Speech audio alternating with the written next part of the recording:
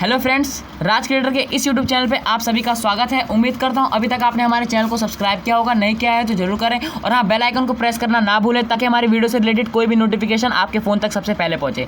इस वीडियो को पूरा देखिए और इस वीडियो को अगर आपको पसंद आए वीडियो तो इसको लाइक जरूर करें और अपने फ्रेंड्स के साथ शेयर भी करें।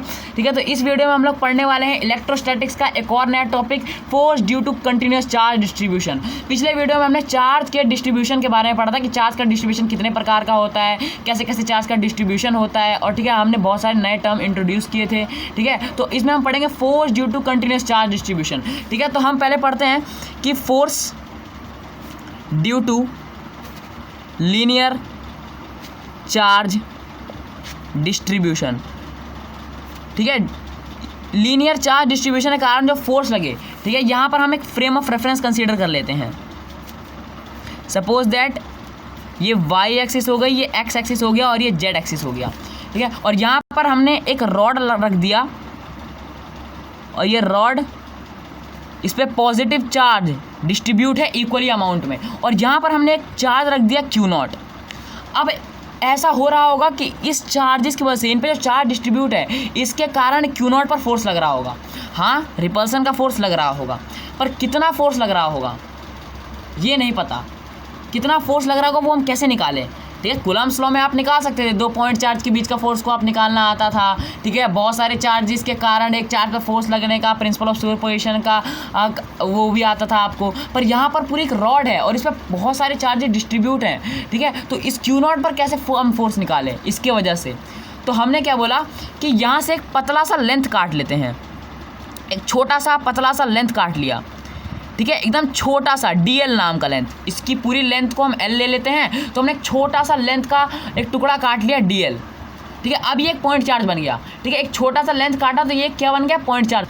ठीक है, तो हमने एक छोटा सा टुकड़ा काट लिया DL लेंथ का। ठीक है, तो ये एक पॉइंट चार्ज बन गया और 2 पॉइंट चार्ज के बीच के फोर्स को आपने निकालना सीख लिया है कूलम्ब्स लॉ में। ठीक है, और इसमें कितना चार्ज डिस्ट्रीब्यूट होगा? यार छोटा सा लेंथ काटा है तो छोटा सा चार्ज डिस्ट्रीब्यूट होगा, जिसको हमने DQ बोल दिया।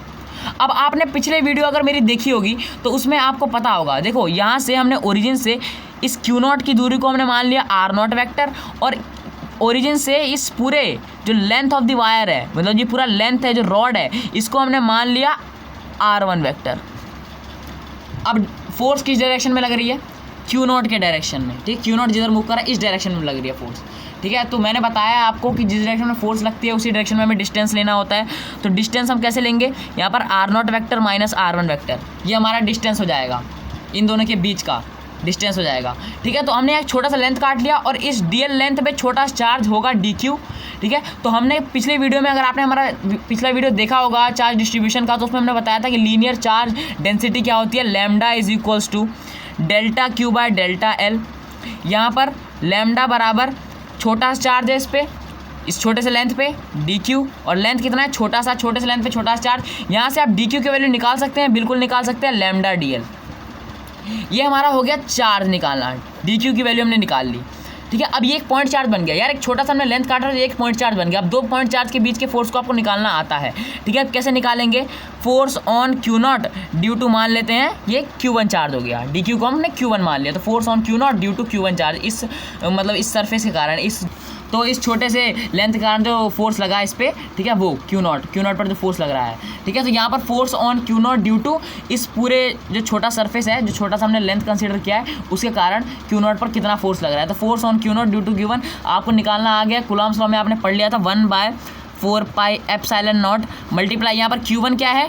DQ है ना, यहाँ पर Q1 क्या है? DQ, छोटा सा चार्ज। ठीक है, और Q2 क्या है? Q not. तो Q2 क्या है? Q not.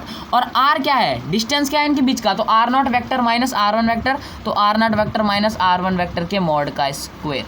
तो ये force on Q not due to इस पूरे छोटे से लेंथ, जो छोटे से लेंथ ऑफ द वायर के कारण जो इस पर फोर्स लगा वो हमने निकाल लिया इतना। ठीक है, अब हम क्या करेंगे? अब हम ये करेंगे कि, तो यहाँ पर आप ध्यान से देखें, यहाँ पर ये पूरा लेंथ है वायर का, रॉड है पूरा। ठीक है, तो हमें क्या निकालना है? हमें इस पूरे रॉड की वजह से इस क्यू नॉट पर कितना फोर्स लग रहा है वो निकालना है, ना कि इस छोटे सरफेस की वजह से। तो हमने तो ये छोटा सरफेस इसलिए काटा था ताकि हमें हेल्प रहे, ये हमारे लिए मदद कर सके। ठीक है, तो हम इस पूरे के कारण अब फोर्स निकालें, मतलब पूरे के कारण जो फोर्स लग रहा है क्यू नॉट पर वो निकालेंगे। ठीक है, तो इस पूरे रॉड के कारण जो फोर्स लग रहा है क्यू नॉट पर हम वो निकालेंगे।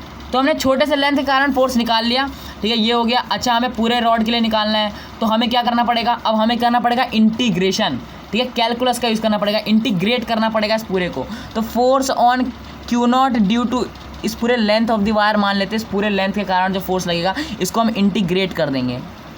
कहाँ से, ऑल डेल्टा एल, पूरे लेंथ पे, पूरे लेंथ जितना भी इस लेंथ है पूरा वायर का उस तक हम इंटीग्रेट कर देंगे। तो कितना हो जाएगा 1/4 pi epsilon naught multiply D Q naught by R naught vector minus R1 vector के मॉड का स्क्वायर, ठीक है, ये हो गया।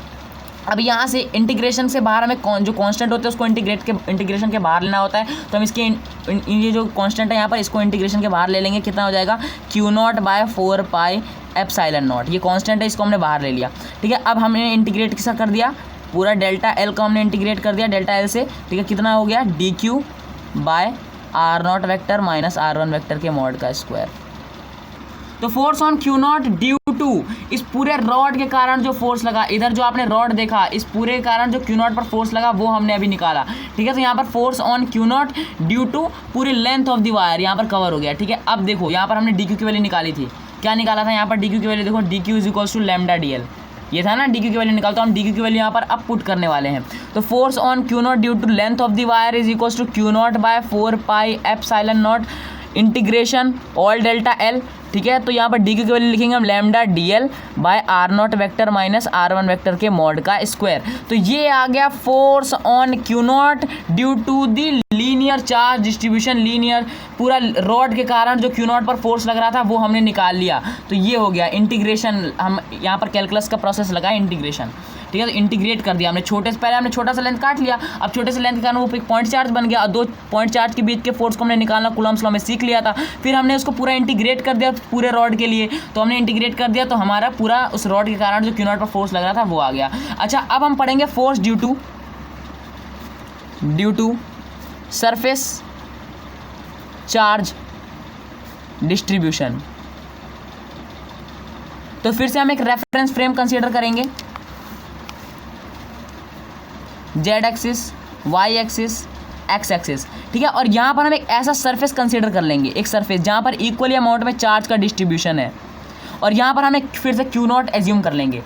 ओरिजिन से क्यू नॉट की दूरी को R0 वेक्टर मान लो, और ओरिजिन से सरफेस, ये जो सरफेस है पूरा का पूरा, इसको हम R1 वेक्टर की दूरी पर मान लेते हैं, ठीक है। इन दोनों के बीच का डिस्टेंस फोर्स किधर लगेगा, इस पर, ठीक है, क्यू नॉट को इस डायरेक्शन में लगेगा, यानी force on Q not due to surface, इस सरफेस के कारण इस पर इस डायरेक्शन में फोर्स लगेगा, हमें नहीं पता कितना लगेगा अभी, ठीक है। इसमें भी वही सेम प्रोसेस होगा, ठीक है। तो यहाँ पर बताओ डायरेक्शन क्या लेंगे हम, जिस डायरेक्शन में फोर्स लग रही है R0 vector minus R1 vector, ठीक है।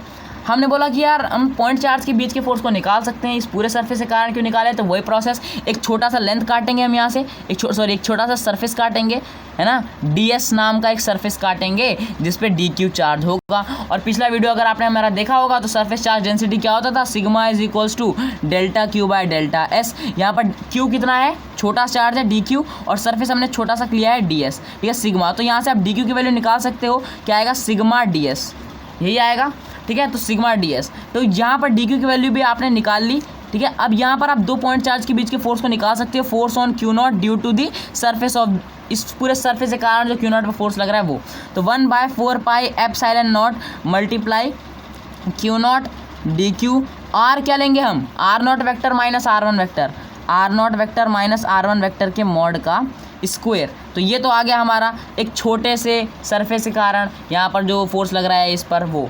अब हमें पूरे सरफेस के लिए हमें निकालना है, तो छोटे से सरफेस के कारण क्यू नॉट पर जो फोर्स लग रहा था वो हमने अभी निकाला, ठीक है। अब हम पूरे सरफेस के लिए निकालेंगे, इस पूरे सरफेस के कारण, तो हमने इंटीग्रेशन कर दिया, वही प्रोसेस लगाया हमने इंटीग्रेशन का, ठीक है। तो इंटीग्रेशन पूरा डेल्टा S पूरे सरफेस के ऊपर से, है ना, पूरा सरफेस को हमने इंटीग्रेट कर दिया, कितना हो गया 1/4 pi epsilon naught multiply DQ Q naught by R0 vector minus R1 vector के मॉड का स्क्वायर, ठीक है। तो यहाँ पे से कांस्टेंट बाहर ले लेंगे, 1/4 पाई एप्सिलॉन नॉट, ठीक है, Q naught by 1/4 pi epsilon naught, ये सब कांस्टेंट है तो इंटीग्रेशन के बाहर आ जाएंगे, ठीक है। और यहाँ पर क्या हो जाएगा, DQ की वैल्यू क्या थी, अभी हमने निकाला, क्या आया था, DQ की वैल्यू सिग्मा DS, ठीक है, और यह आया था R0 vector minus R1 vector के मॉड का स्क्वायर। तो ये आ गया force on Q not due to the surface, इस पूरे सरफेस के कारण जो क्यू नॉट पर फोर्स लग रहा था वो भी आ गया, ठीक है। अब हम पढ़ेंगे फोर्स ड्यू टू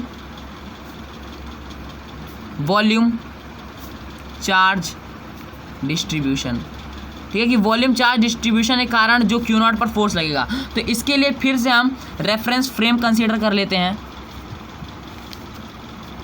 ये Y axis, X axis and Z axis. तो यहाँ पर एक क्यूब बना लेते हैं हम, एक वॉल्यूम टाइप का बना लेते हैं जिसके कारण इक्वली चार्ज डिस्ट्रीब्यूट है इस पूरे वॉल्यूम में। तो इसमें यूनिफॉर्मली चार्ज डिस्ट्रीब्यूट है इस क्यूब में, और यहाँ पर हमने लिख दिया क्यू नॉट चार्ज। इस पूरे क्यूब के कारण इस पर फोर्स लग रहा है ऐसे, यानी force on Q not due to the cube.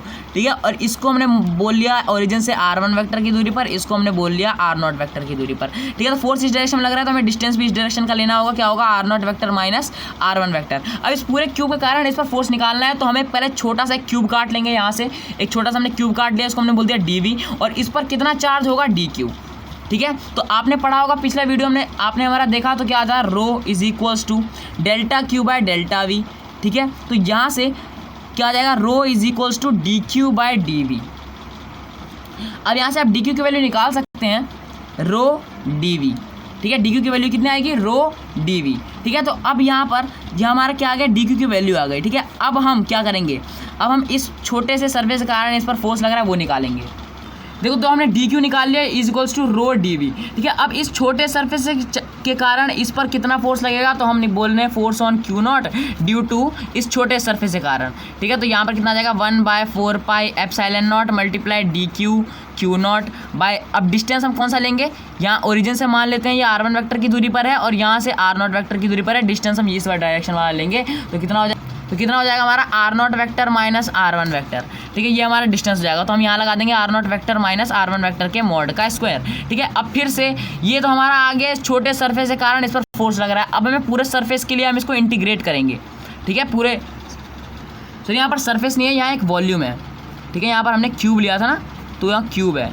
ठीक है, क्यूब है यहाँ पर। ठीक है, बहुत सारा चार्ज डिस्ट्रीब्यूट है क्यूब के अंदर, सरफेस नहीं है। तो यहाँ पर वॉल्यूम है और वॉल्यूम के अंदर चार्ज डिस्ट्रीब्यूट है। ठीक है, सरफेस नहीं है। हमने यहाँ पर भी वॉल्यूम के लिए लिया है, d q is equals to rho D we. ठीक है, क्यू नॉट। ठीक है, तो यहाँ पर इस पूरे क्यूब के कारण इस क्यू नॉट पर फोर्स लगेगा, वो हम निकाल रहे हैं। ठीक है, तो हमने बोला इंटीग्रेट कर देते हैं अब। तो ठीक है, तो हमने इंटीग्रेट कर दिया ऑल डेल्टा वी। इस पूरे वॉल्यूम के कारण इस पर कितना फोर्स लग रहा है उस पर हमने इंटीग्रेट कर दिया। 4 pi epsilon naught multiply D q q naught by r0 vector minus r1 vector के मॉड का स्क्वायर। ठीक है, यहाँ पर कितना हो गया? Force on Q not due to इस वॉल्यूम के कारण। ठीक है, तो यहाँ से कांस्टेंट चीज़ बाहर ले लेंगे, q naught by 4 pi epsilon naught बाहर ले लिया। ठीक है, इंटीग्रेट पूरा ऑल डेल्टा वी से कितना हो जाएगा? डी क्यू की वैल्यू क्या थी?